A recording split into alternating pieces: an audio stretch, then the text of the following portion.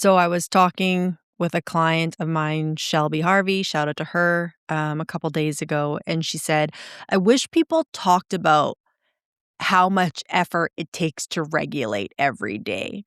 And I thought this was really important to address because, if you're someone who's maybe been doing this work for a little while, and you feel like you have a pretty good grasp on what it takes to regulate your nervous system, I think some of us have this idea of like regulation is just this place you arrive to.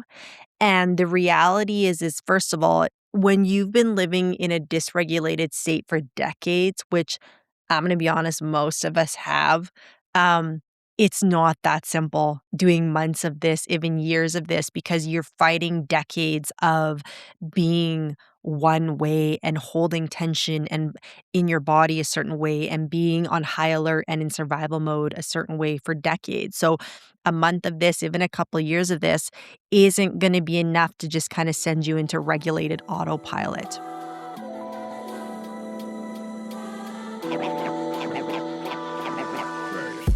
The other part of it too is that we are meant to have dysregulated moments. Like dysregulation is a communication tool from our body telling us that, hey, this doesn't feel safe to us. Hey, this feels different. Hey, like it's communicating through dysregulation, okay? And so we're meant to be dysregulated, but we don't want to stay in that state all the time. We want the body to find safety, okay? But as you keep doing this work, the goal is just to raise your baseline of what pushes you into dysregulation, okay? So, this episode today is really important, and I want you to stick around till the end because if you're someone who's been working on it for a while and you're like, how come I'm having this moment again? Or I feel like I'm resorting to old habits, or I feel like I'm lost traction on all the work I've done. Chances are you haven't. You just need a new understanding on what it actually means to do this work. So stick around till the end and you're gonna get that. Okay. So I'm always super honest in saying again, I've been doing this work for years, and not only have I done it on myself, I support other people on this journey and helping them have these breakthroughs, and I still have to regulate daily, multiple times a day. Okay? And it's not because I'm not good at what I do. It's not because I don't what I say doesn't work. It's because first off, your body changes. Okay? The body is adaptive. The body responds to environment and seasons and hormones and food. And so you guys know it's not the same every single day. One night you sleep great, one night you don't. One night it's where I live -30 outside, one day it's +10. And yes, that can be back-to-back days.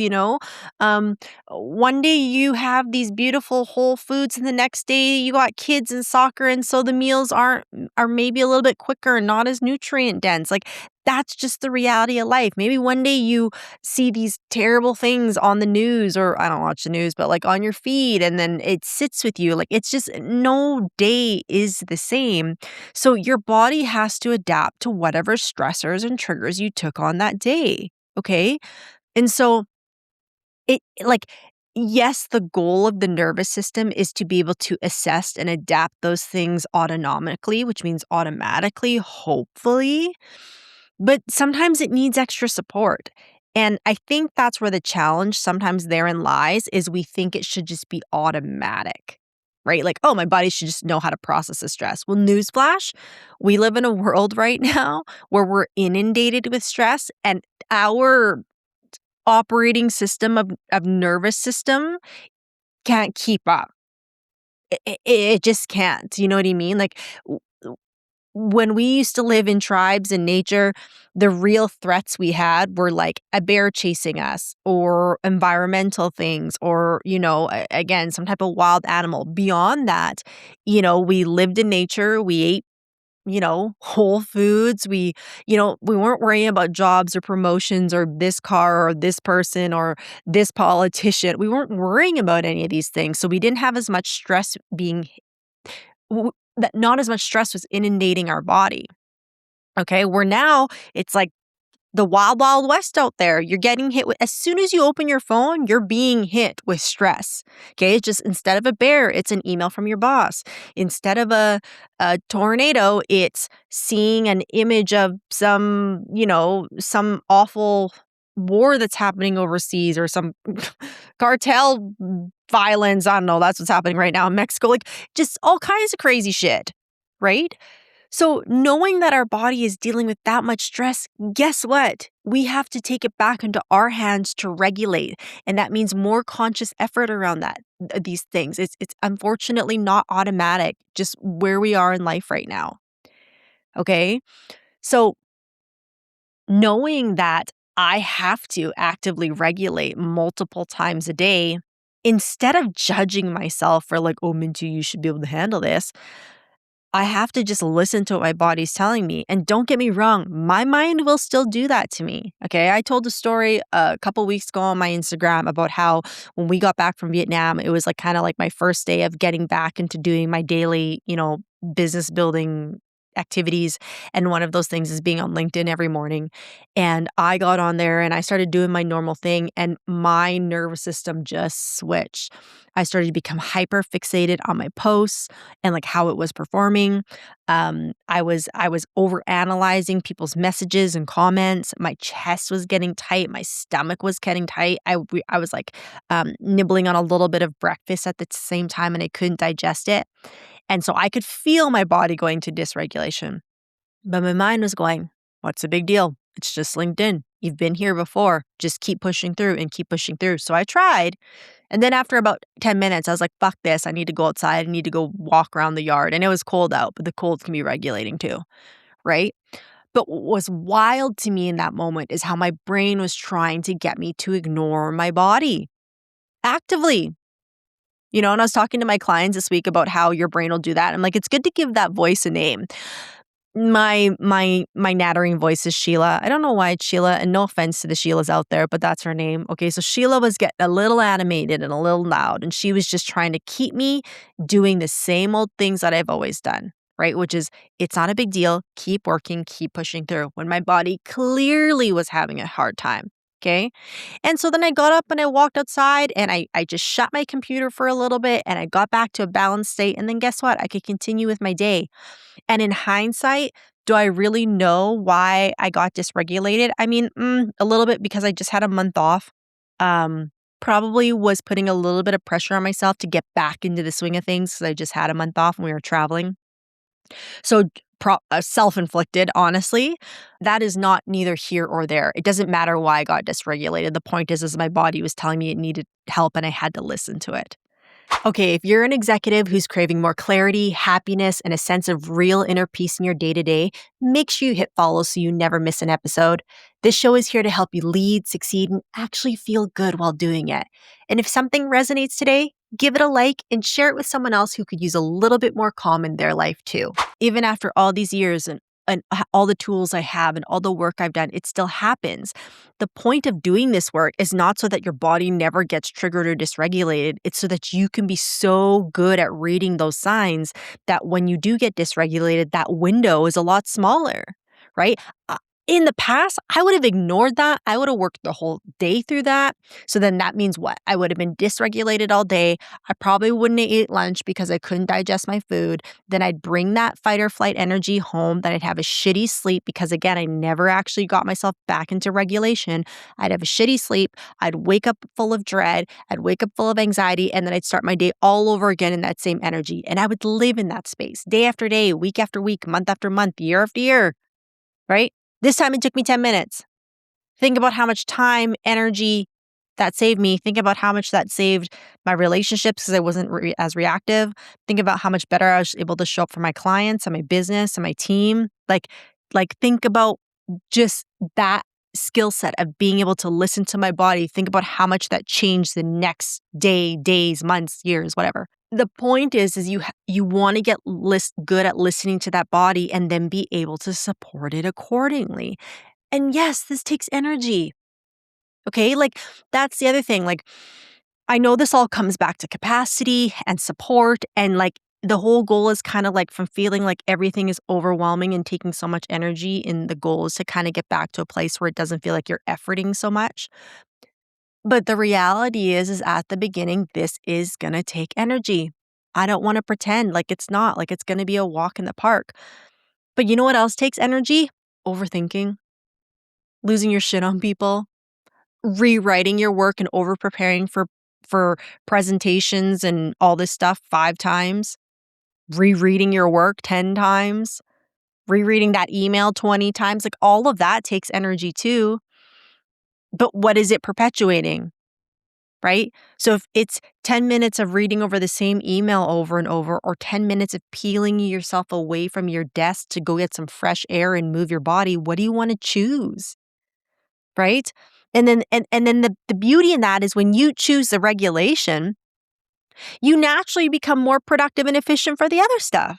Because guess what? Because you chose to peel yourself away from your desk and take that 10-minute walk outside around the building, now you come back with a clearer head, a more grounded body. You can see bigger picture. You can formulate your words better. You can handle tougher conversations better. You're all around way better leader, human, partner, parent, all of that because you prioritized regulation first. Productivity naturally happens when you are more regulated. But what we're trying to do is we're trying to force productivity instead of actually focusing on the key to that, which is the regulation. Okay. So, yeah, it's going to take energy. And again, especially when this is not your norm, which for most of us, it's not. We're not taught these skills in school, or even most of our parents didn't know what to do. And then again, we're being hit from all angles with all these stressors. So it's like, it almost seems crazy that you have to prioritize these things, but this is where we're at. So, if you've been doing this work for a while and now you're at a place where you're finding like things are feeling you're just a little bit more reactive again and sleep's getting broken, what's probably happening is your body's asking you now for an upgrade in the support strategy.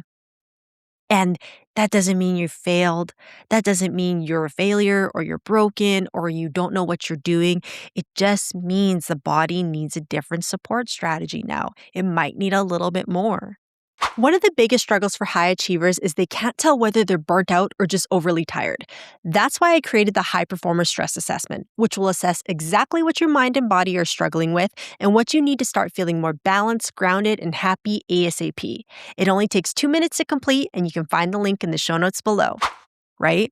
Because also remember, when it comes to these strategies of regulation, you've heard me talk about it has to happen in baby steps, right? So I always use meditation as an example. Like, obviously, meditation is a great, phenomenal tool, scientifically proven what it can do for your body and your mind and your heart. But when people first come to me, they're too dysregulated to go lay and meditate or sit and meditate. It's way too slow. Right. So instead of like, I rarely recommend meditation to people. I can actually only think of one client that took to it really quickly and it's like his go-to. But for everyone else, I recommend movement, right?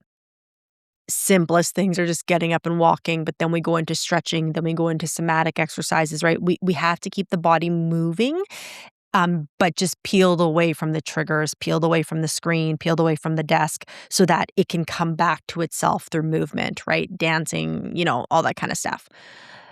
So because meditation is too slow, we don't start people there, but that doesn't mean it's not a great tool. Okay. So if you've been doing this work for a while now and you're like, hey, I figured out what worked for me. And then all of a sudden you're like, hey, that stuff's not really working. Again, it's not because you're broken. It's just because now we need to take it to a deeper level. So before, where it was like, hey, 10 minutes of walking was enough for me, maybe the body is actually ready for some meditation. Maybe it's ready for some breath work. Maybe it's ready to go sit in nature by yourself with no one else and just sit and listen to the sounds of it. Maybe it's ready to do a solo hike. Maybe it's ready to do a solo travel vacation where you really just get to be yourself. Like, there's varying degrees to this. And again, what's important is that you listen to that call, not judge yourself for it. Okay. So if all of a sudden the things aren't working anymore and your body's starting to dysregulate over things that you had kind of um, found some common ground on before, don't judge it. Use it as data. Okay, this used to actually like this 10-minute walk around the block used to be enough for me. Now I'm finding like it's not quite enough. Maybe I need to go a little bit longer. Maybe I need to, when I go, I need to not bring my phone with me. Hopefully, you're not doing that as it is, but, or maybe I need to not bring the dog because, like, for instance, our dog, I love Oscar, but a walk with Oscar's not always regulating because he's so big, right? Like he's 120 pounds. So if he sees another dog, if he sees an a cat, like that is the most dysregulating thing for me. So a walk with Oscar at one point was really regulating. Now, it's not always because he gets a little, he's as big as I am. So you can imagine how fun that is when he's pulling on me. Pure muscle. So it, again, listening to those signs of your body, not judging it, but instead finding deeper ways to support it, right? Think of it like a kid. If you have kids or a niece or a nephew, as they get older, they're going to need different levels of support in different ways, and your nervous system is the same thing. If you're a high achiever, you probably feel the exhaustion that comes with always pushing and carrying the load. And here's the honest truth. Burnout doesn't fix itself by working harder or pushing more. You're not meant to just survive your success. You're someone who leads with impact and depth and intention, and you deserve to feel calm and connected while doing it. So imagine showing up present for your work and your personal relationships, feeling calm and grounded instead of constantly stretched. If that's what you want, this is exactly what we do in the Higher Alignment program. Book your assessment call through the link in the show notes, and let's get you back to balance and back to feeling like yourself again. Okay. And again, yes, is this going to take energy? Yes. But it's also going to replenish your energy too. Where the overthinking and the doom scrolling and the doom thinking and the negative thinking, those don't replenish your energy. They use it, but they don't replenish it. Where regulation can actually replenish. And again, it has to happen through action. You can't think yourself to regulation. I say this in every damn episode, I feel like now, but you can't think your way there. You have to act through it. But work with what's in your wheelhouse and then try new things. But don't shame yourself for having to switch the strategy. The reason my clients end up working with me is because they've been trying to work with the same strategy for so long anyways.